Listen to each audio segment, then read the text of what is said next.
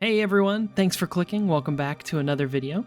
Today, I kind of wanted to share my thoughts on 3 really oddly specific things that I would love to see during the Switch 2 era of Nintendo. There's a good number of things that you could probably bet the farm that Nintendo will bring to Nintendo Switch 2, like, Wii added to NSO, and we'll probably see a new Smash Bros. Game. But I have a couple, pipe dream ideas that I kind of wanted to share. Hear your guys' thoughts on it, and we'll kind of see if any of these are likely, or if not, it's just, kind of fun to talk about. So without further ado, let's just jump right in. Oddly specific thing number 1.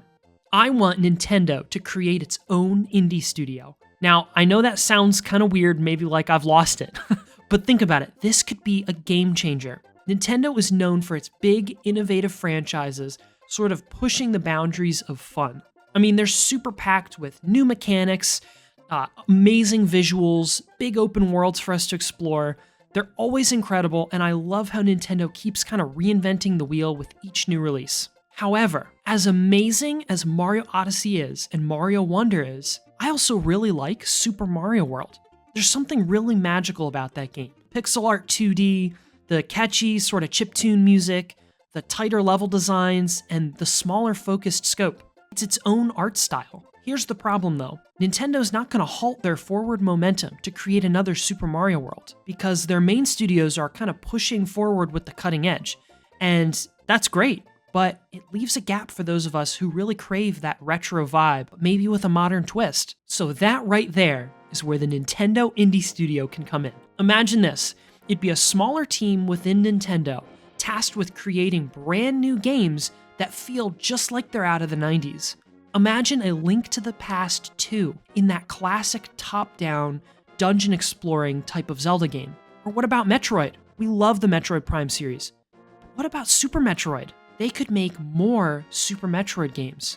And oh my word, just think about Pokemon. I know that's kind of different because it's, Game Freak, but whatever. Just imagine if they did Pokemon.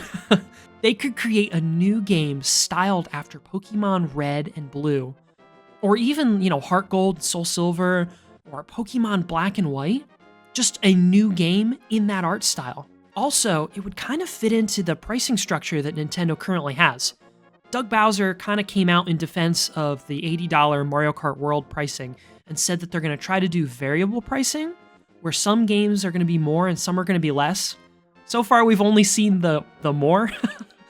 But this could be a great way for smaller games to come out that maybe aren't going to take you 100 hours to beat, but are still that Nintendo magic in a smaller indie game-sized game. I think that would be really cool. It'd be a love letter to longtime fans, but it would also introduce younger players to that sort of magic of the Nintendo roots. Oddly specific thing number 2. This one is a big dream of mine, and I know it is a pipe dream and a half, but just hear me out, okay? I want Nintendo to create a game called Miiworld.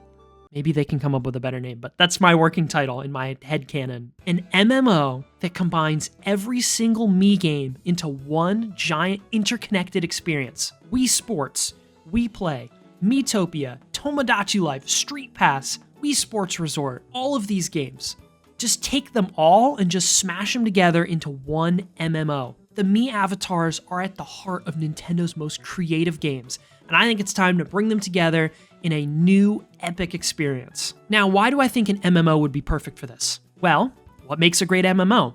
Character customization, a combat system with different classes, a huge open world to explore, mini games to play with your friends, homes to decorate, pets maybe? Literally every single one of those elements already exists in Nintendo's Mii games. In Miitopia, you've got the RPG combat stuff with classes like warriors and mages and pop stars.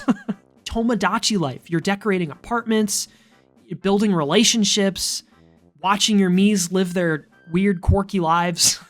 Wii Sports Resort are just packed with fun mini games that you could use to level up your character.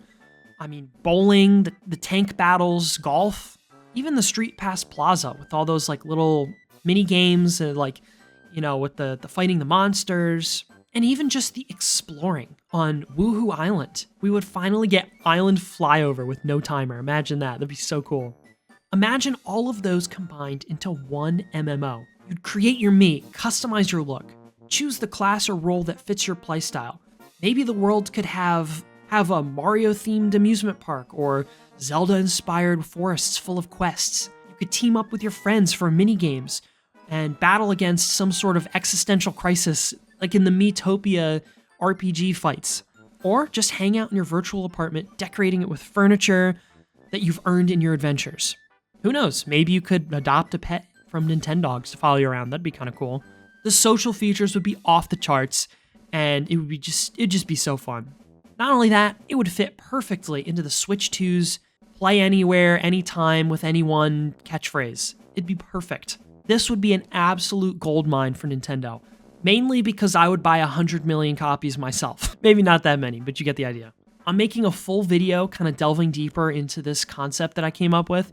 So if you want to hear the full vision for the game, hit the subscribe button and I'll be posting that at some point here soon. Moving on to oddly specific thing number 3.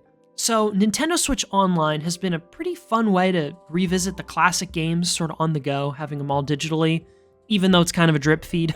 Now, every time that Nintendo's added a new system to NSO, they've released a companion controller to enhance the experience.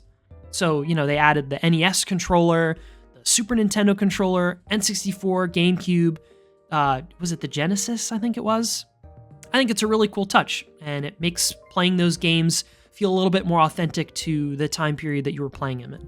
But aside from the Wii, pretty much from here on out, it's going to be really tough for Nintendo to do NSO without adding a double screen. The systems like Nintendo DS, 3DS, and really the Wii U, technically that is a double screen. It's going to be tricky to add them because they need that double screen to play literally any of these games. So Nintendo should release the companion controller as an attachable double screen. It wouldn't be as heavy or as high-tech as the actual Switch 2's tablet.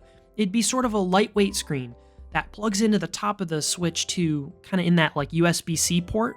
And once it snaps on, it would serve as the top display for the DS and the 3DS games while playing in handheld. And since it would kind of snap on, I think it could be cool if it folded down, sort of like in that classic, clamshell design. But to make it future-proof, it could also be wireless, where you could put it in the dock and then play Wii U games. You could use the Switch in handheld mode for your touchscreen tablet, and then have the wireless one in the dock to put it on the TV. 3 birds, 1 stone. That's a lot of dead birds.